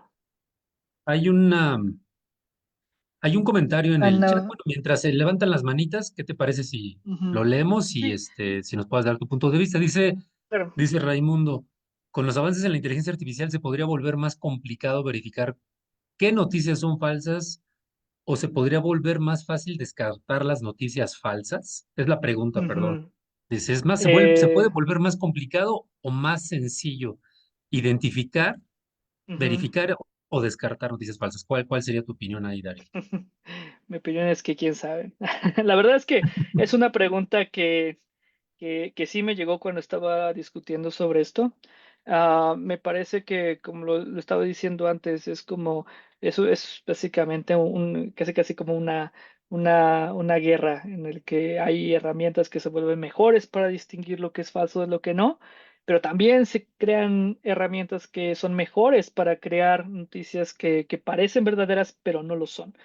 Entonces, ahí así es. La guerra yo creo que va a continuar en términos de diferentes mecanismos. Inteligencia artificial, digamos que está en lo último de distinguir lo que es verdad de lo que no lo es, especialmente los bots. Eh, Recuerdo había algunas, digo, era un comentario medio chusco, pero parecía verdad. gente diciendo como la nueva prueba para distinguir si estás hablando con una persona o no, es que tú puedes programar a inteligencia artificial como un bot y le dices, quiero que convenzas a esta persona de que Trump es el mejor candidato, de que votar por tal o cual partido es lo mejor, o votar por partido es lo peor que puedes hacer. Y los puedes programar a una inteligencia artificial para hacer eso. Y ya ocurre, ya ocurre. Y vi algunos screenshots de gente que ponía como, bueno, si estás con un bot y le preguntas cuál es la receta para preparar un pastel de tres leches, como están programados para responderte lo que quieras, de hecho, en vez de decirte como de qué estás hablando, te dan la receta. Obviamente, obviamente, mejores bots van a dejar de hacer eso, ¿verdad? Y ya no va a funcionar esa prueba. Pero incluso cuando empecé a clasificar estas noticias, yo pensé en usar inteligencia artificial para, para sacarlas. Y de hecho, yo le pregunté a ChatGPT, jugando un poco con ChatGPT, ¿sabes qué? Dame 60 noticias que sean verdaderas y dime o créame noticias basadas en la vida real, pero que sea falsa y que la gente pueda creer. Le puedes decir eso. Hay algunos candados en inteligencia artificial para que no puedas usarla para el mal, en este sentido para crear noticias falsas, pero la verdad es muy fácil darles la vuelta. O sea, si le preguntas directamente a ChatGPT o a cualquier bot, eh, bueno, de inteligencia artificial, créame noticias falsas, te van a decir no puedo. Pero si les dices, ¿podrías darme ejemplos de noticias falsas en México que la gente crea? Te las va a dar. Entonces, eh, sí, el problema de la inteligencia artificial es que pues, es un algoritmo que la gente que los programó no conoce y no controla. Entonces, es muy difícil regularlas y es una cuestión difícil. Yo creo que van a crear mejores inteligencias artificiales para crear noticias falsas, mejores para distinguir lo que es verdad de lo que no lo es. Eh, pero yo creo que no va a ser inteligencia artificial ni la que nos salve completamente, ni la que termine creando todas las noticias falsas. Ah, y de nuevo, eso viene más de la parte como de la oferta de la información. Muy bien. Yo tengo un par de preguntas, y después voy Ujú, a darle la palabra aquí. Ya alzaron varios la mano, pero me ujú, voy a adelantar. Este, porque igual, bueno, a ver si se conecta con el trabajo que estás haciendo. Mis sí, preguntas son más como de comprensión. Este, digo, nos estuviste mostrando algunos resultados y parte de una metodología que están en proceso. Entiendo que lo último ujú, que nos compartiste es hacia dónde va ahorita, ¿no? En lo que estás sí, actualmente, ¿no? ujú, Em, Me llama la atención, igual te digo, es de comprensión porque pues no conozco a detalle el trabajo. Me gustaría si puedes ahondar un poquito en eso, pero me llamó la atención, claro, por ejemplo, que en este caso de verificar las noticias falsas, el estudio que están preparando ustedes, hablas del papel de la retroalimentación, ¿no? ujú, Y de alguna manera es si encuentran diferencias significativas antes o después de cierto tipo de retroalimentación, ¿no? Pero, pero exactamente cuando nosotros o sea, en ese contexto en el que ustedes están trabajando, ¿qué es lo que la gente aprende exactamente, ¿no? O sea, em, ujú, ¿cuál sería el parámetro? O sea, porque yo pienso, em, identificar noticias falsas, ¿cuál es la competencia propiamente que podrías estar midiendo ahí, ¿no? O sea, puede ser una ujú, cuestión de conocimiento, tal vez hasta de suerte, tal vez de experiencia, etcétera, ¿no? Sabemos que, pues, hay muchos elementos que no dependen propiamente de una competencia, ¿no? Que sea fácilmente identificable. ujú, Eh, Hay factores circunstanciales, de experiencia, institucionales, como también lo comentabas. Eh, Así que yo tengo la duda ahí, decir, bueno, tú sí lo haces bien o tú no lo haces bien, o sea, exactamente ahí, digamos, en una cuestión de capacitación en términos de verificación, o sea, ¿qué es ujú, lo que le diría yo a una persona que sí hace bien, ¿no? O sea, ujú, no sé en el estudio y eso en el mundo real a qué se está haciendo equivalente. Esa es una pregunta. ujú. Y, y hay otra cuestión, bueno, digo, hay más, pero bueno, voy a mejor dar Ujú, la palabra ahorita. Este, la verificación como tú la estás manejando, hay un presupuesto de que la información y las noticias, o sea, es un presupuesto del análisis, ¿no? La noticia, el hecho, tiene un valor de verdad, ¿no? O es ujú, verdadera o es falsa. Pero también sabemos que en el mundo real las noticias incluso no son o verdaderas o falsas. O sea, es un presupuesto ujú, muy fuerte decir que siempre hay un valor de verdad. Muchas cosas pueden ujú, influir la conducta de las personas, incluso a ciencia cierta no podríamos decir, bueno, es falsa o es verdadera. Nos ujú, encontramos con que puede tener un elemento de verdad, puede tener un elemento de falsedad, pero en el análisis ujú, que tú nos estás compartiendo está el presupuesto de que o es falsa o es verdadera, y en el mundo real muchas ujú, veces ni siquiera es fácil distinguir de una sola noticia, decir si es verdadera o es falsa, ujú, ¿no? Así que ese supuesto cómo afecta para poder hacer una extrapolación a cómo la gente interpreta noticias que pueden ser mezcla de cosas ciertas con cosas que son falsas, ¿no? ujú, ujú. O sea, esa Sí. me parece una cuestión importante. Y una Ujú, última cuestión. ujú, Comentaste al principio claro, el estudio y el supuesto económico de disposición a pagar implica que tiene un valor instrumental saber, ¿no? Yo ujú, gano algo, ¿no? En el momento en el que ujú, digo estoy dispuesto a invertir, a pagar por eso porque obtengo un beneficio. Pero también es cierto que una parte muy importante de esto, no sé cómo lo definas, esa es mi pregunta, ujú, tiene un valor intrínseco, simplemente pues no quiero ser una persona engañada, ujú, ¿no? ujú, Tal vez no tengo un beneficio ulterior, simplemente hay una cuestión de mi autopercepción, de decir, oye, pues me molestaría saber de mí mismo que me la paso viendo cosas falsas y compartiendo cosas falsas. ujú. Sí, sí, sí. No sé si a eso te refieres con el valor intrínseco de que ulteriormente no voy a obtener nada. Es una cuestión de como un valor propio de verme a mí mismo como una persona que comparte Ujú, cosas verdaderas, ¿no? ujú, Pero bueno, nuevamente no sabría yo si así lo estás entendiendo y qué ujú, efectos tendría pensar que no siempre la verificación tiene un carácter instrumental, sino que una parte muy importante por ujú, el cual la gente se puede preocupar por eso es la cuestión de verse como personas confiables, ¿no? ujú. Pero Sí. bueno, ahí te dejo esas preguntas. ¿Gustas contestar? ¿Hacemos una batería de comentarios o vamos uno por uno, como tú prefieras? Yo creo que tenemos tiempo y como tampoco tengo tanta memoria, mejor vamos por partecitas, porque fueron tres Órale, preguntas. sí. Si no me voy a quedar sin contestar alguna. Muy rápido, no, muchas gracias por los comentarios, son bastante importantes. La verdad es que la ventaja y desventaja de este problema es que hay muchas cuestiones que no se pueden resolver todas al mismo tiempo. Hay gente que ha visto unas partes, personas que han visto otras, por eso yo estoy como centrándome en cuál es el tipo de intervención que a mí me interesa, que es más bien como de la oferta. Ujú. La parte que decías al principio de que, bueno, me parece que era las instituciones o qué tanto afecta el contexto, más allá de simplemente decirte la noticia como está aquí, que es en texto plano, ¿no? Nosotros hicimos la decisión explícita de mantener eso constante, sobre todo considerando que queríamos enfocarnos en una sola pregunta.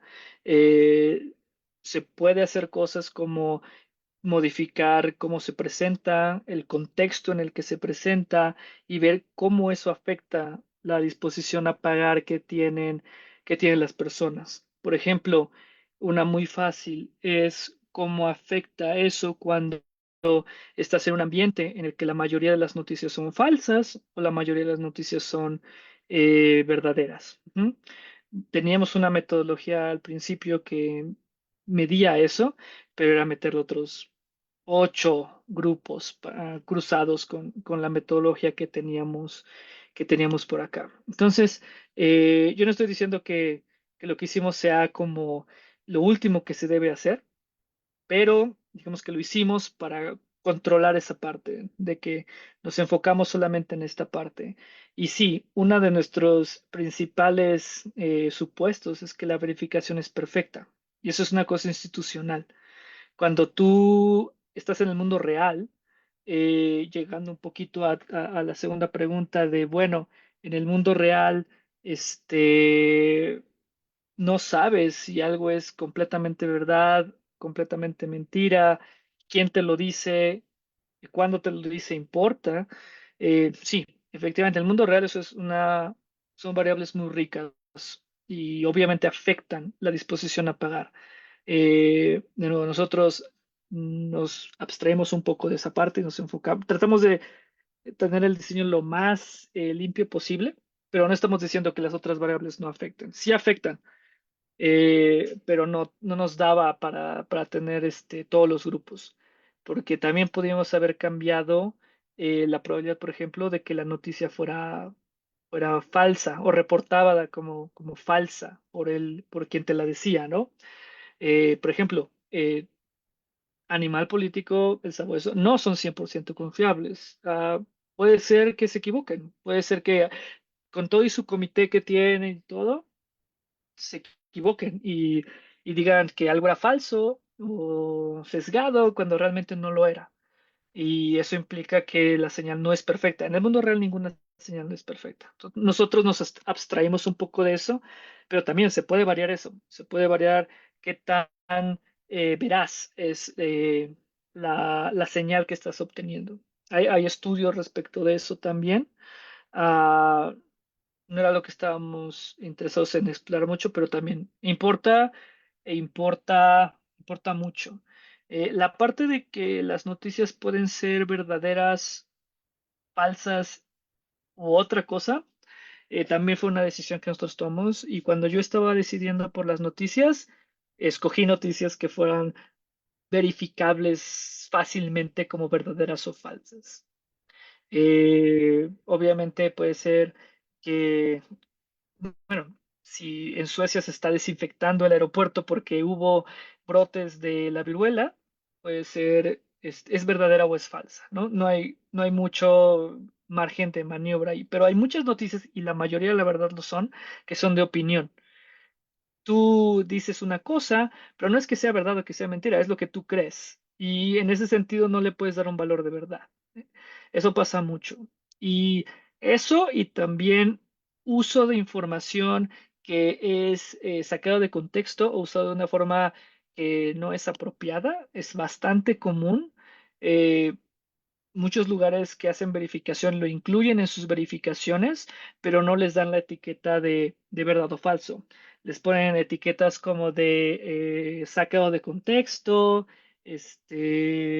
mal interpretado, ese tipo de cosas. Sí, o sea, sí hay etiquetas que la gente ha tratado de ponerle a estas noticias, pero son difíciles de analizar, porque ahí sí depende de cada noticia. Cada noticia tiene su propia narrativa de por qué eso no lo es.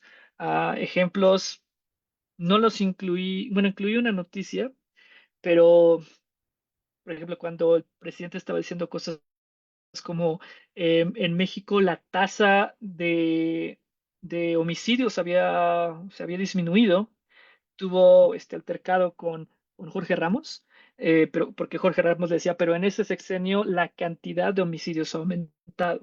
Y ahí se pusieron a discutir. La, la parte interesante es que al final trataban de convencer si el México se había vuelto más o menos seguro. Eso es lo que estaban tratando de discutir. Pero la verdad, lo interesante es que los dos estaban diciendo la verdad. Realmente ha bajado la tasa de homicidios, pero la cantidad de homicidios también ha aumentado. Entonces, es una cosa que hace que las discusiones sean a veces complicadas. Ajá. Eh, Nosotros, de nuevo, creemos que es muy rico todo eso y pensamos explorar otras variables, pero al menos para este estudio tratamos de tener lo más limpio posible solo para enfocarnos en la retroalimentación. Pero se pueden variar otras cosas y son importantes. Estoy diciendo, son muy importantes en la vida real, pero en el laboratorio, ventajas y desventajas es que simplificamos y todo el tiempo sobresimplificamos el mundo. Ujú. Ok, muy Creo bien, que muchas gracias. sí. Francisco, y luego voy a leerte un comentario que está acá en el chat. Ah, sí. Adelante. Gracias. Hola, ¿me escuchan? Sí, Sí, Eh, Hola Dario, muchas gracias por tu presentación. Está muy interesante. Fíjate gracias. que antes de saber que venías aquí al seminario y de ver las temáticas, Ujú, eh, yo estaba eligiendo así como qué hacer para mis cursos, que quiero meter cosas de ujú, economía del comportamiento en el curso de economía pública que doy. Y ando ahí buscando ujú, cosillas y ahora quiero dar el enfoque de lo que yo entiendo como economía del comportamiento aplicada, o sea, mostrar que resuelve ujú, problemas, así, ¿no? Y entonces tengo ya elegido los problemas como comunes que puede resolver, cuestiones de impuestos, por ejemplo, cosas así, ujú. y estaba Sí. eligiendo como temas novedosos que podía resolver, y justamente yo había Ujú. elegido fake news, porque Muy pues, se me hace bien. un concepto que los jóvenes pues pueden entender bien, que lo viven, Ujú, y ujú. bueno, entonces me pareció muy interesante. Ahora, intentando que me ayudes justo un poco con mi curso, tú Sí, cómo, si puedo, te ayudo. Ujú, claro, exacto, ¿cómo definirías para un economista? O sea, si crees verlo, porque yo creo que tengo un poco de tangencia con la pregunta de Luis. ¿Cuál es ujú, el costo de no informarte de las noticias? ¿Cuál es el costo social en general? Porque fíjate que desde el curso de Economía Pública lo tenemos claro y por eso mezclo los temas, porque la economía de la ujú, información te dice, bueno, imagínate que la gente no se está informando de cuántas calorías come, pues su costo es su salud, su obesidad.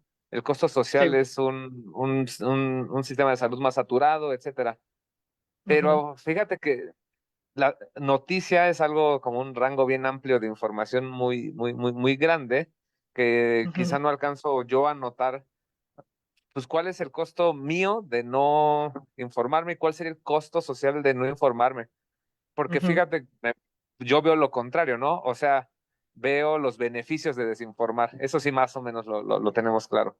El beneficio ujú, económico de desinformar, ujú, pero que no necesariamente es lo mismo que el costo de no informarte. Entonces, si tienes alguna ujú, noción por allí, y ujú, por otra parte, una segunda, pues no cuestión, o sea, quizá no es cuestionamiento, sino como un comentario allí. ujú, Haciendo este ejercicio de buscar materiales para mi próximo curso, justo me encontré un paper de 2024. Sí, creo ujú. que es del mes pasado. Igual lo Bien, viste, ok. si no, ahí te lo escribo. Por favor, sí, De cómo compártelo. utilizar los nudges Ujú, para castigar la compartición de noticias falsas. ujú, ujú, Entonces, como que hacen una mezcla de lo que tú propones, no retroalimentación individualizada, sino social, pero ujú, social exhibida individualmente, ¿no? O sea, como que hacer notar que si compartes, eh, ellos lo dicen como comentarios correctivos públicos, ¿no? De hacerte ujú, notar por qué eso está mal ujú, y hacer notorio que estás mal frente a la sociedad, ¿no? Entonces, como una ujú, mezcla tanto de individualizar la retroalimentación, pero hacerlo de manera pública o algo así por allí, ujú, ujú. pudiera ser una Sí. opción de aprendizaje, porque coincido con Luis, ¿no? O sea, yo la única forma de viviéndolo con una, voy a hacer un ejemplo chistoso, pero viviéndolo con una tía en Facebook, la única forma de que dejara de compartir cosas así medio incoherentes allí, pues es una señora Ujú, mayor, quizás le sí. costaba discernir, Ujú, pues fue hasta que compartió algo totalmente sin sentido y ahí gente le comentó ujú, y yo no sé qué tanto, y personalmente ya para finalizar, no sé qué tanto dejó de compartir en general o se puso a verificar más lo que compartía, que es otra cosa, ¿no? ujú, Eh, ujú. entonces, pues sí, bueno, muy interesante tu exposición y ya, ahí lo dejo. O sea, no, no, muchas gracias por las preguntas. Me acuerdo que no respondí la última pregunta de Luis respecto al valor intrínseco de la información, entonces está bien para mezclar las dos. Sí, es verdad. Cuando obviamente en el laboratorio tú les pagas por una clasificación correcta, pero en el mundo real los incentivos pueden ser diferentes. Digo, como está planteado como economista, el problema de la información y el valor intrínseco, la verdad es que en preferencias podemos casi meter lo que queramos. Y en esta utilidad por decir que algo es verdad cuando realmente lo es, puedes meter cosas como qué tan bien me siento por vivir en un mundo que es verdadero y creo lo que es verdadero. Puede también implicar que tanto siento que hay presión social si los demás reconocen que estoy haciendo o que estoy creyendo algo que es incorrecto. Básicamente podemos meter en esa UDA lo que se nos dé la gana. Pero sí es una cosa que, de- que vale la pena estudiar. Yo si ya lo publicaron, creo que yo leí el working paper de ese artículo. Uno de los miembros de mi comité me lo mandó y me dijo, mira, esto es básicamente lo que estás haciendo y se ve bastante bueno. Y sí lo leí y básicamente trataban de encontrar nudges para que la gente realmente lo hiciera. Porque en teoría y en bastantes papers he encontrado que sí, si hay presión social, la gente responde. Si yo sé que la gente me va a señalar por compartir cosas falsas, voy a tratar de ser más cuidadoso. Y obviamente eso significa que voy a verificar más. Lo que tú decías, bueno, tu tía dejó de hacerlo, no sabes si por qué verificó más o menos, eh, pero digamos que esa presión social puede hacerte que dejes de compartir cosas que son falsas. Y sí, hay noches. Básicamente lo que dicen es, bueno, sabemos que esto impacta. Sabemos que lo que impacta es presión social. Entonces, ¿cómo le hacemos para que el decirle a otra persona que que está mal o que compartió cosas que están falsas, sea la norma social? Porque puede que la norma social sea otra, que la norma social sea simplemente ignorar o no compartir. Y lo que me parece que hacía el paper era tratar de hacer notches diciendo, está como bien, es normal que le digas a otra persona, oye, lo que compartiste, pues, no tiene ningún fundamento. Ah, eso funciona. Creo que eh, he leído algunos comentarios más en términos como de teóricos y gente que se preocupa por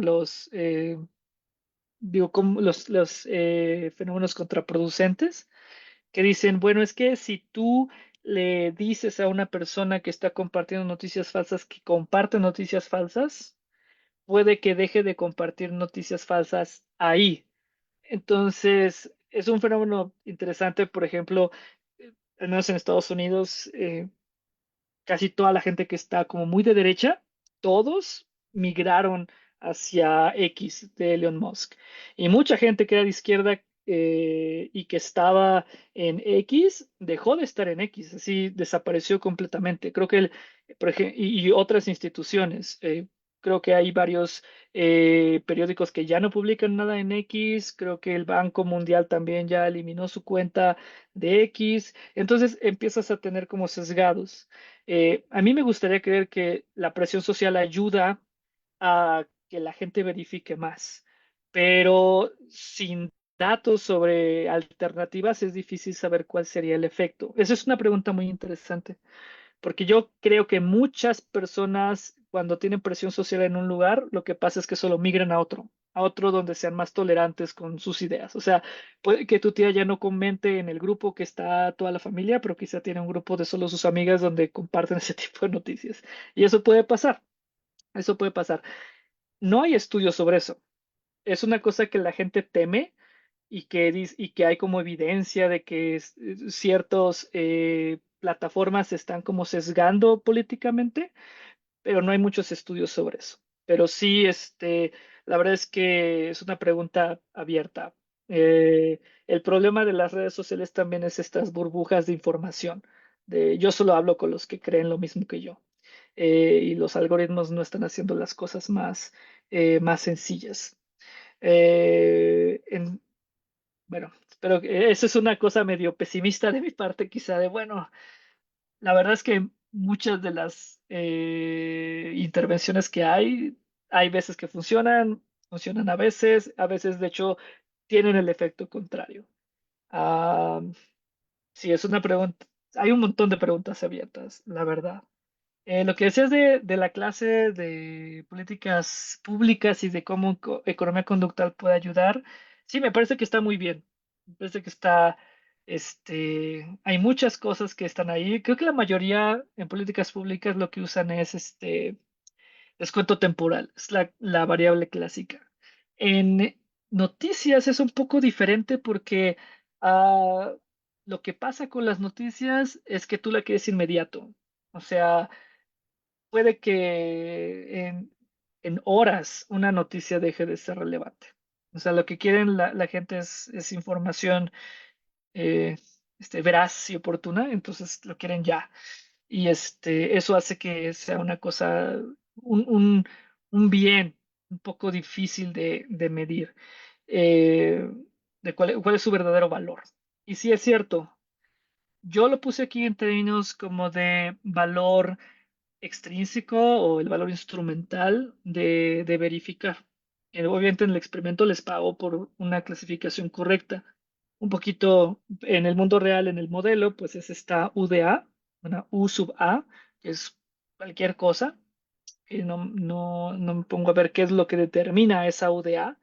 eh, pero también hay valor intrínseco.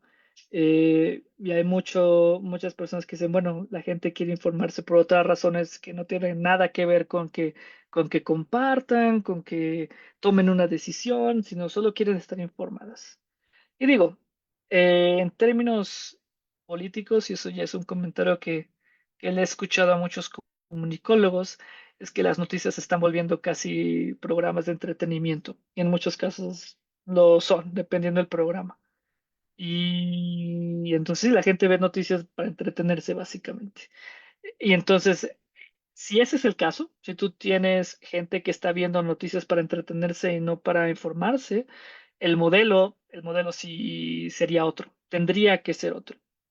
Yo diría que hay una buena proporción de la gente que ve noticias solo por entretenerse y otra que la ve realmente para informarse y para comentar.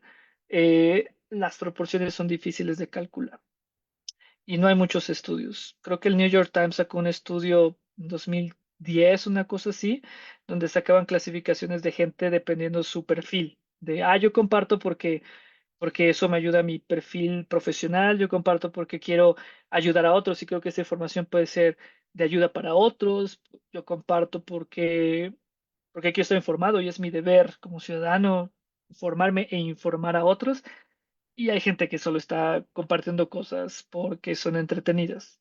Digo, todo el mundo consume y comparte memes, no es nada de malo, pero si el modelo es que la información se comparte por entretenimiento y no por su valor instrumental, el modelo sí sería diferente.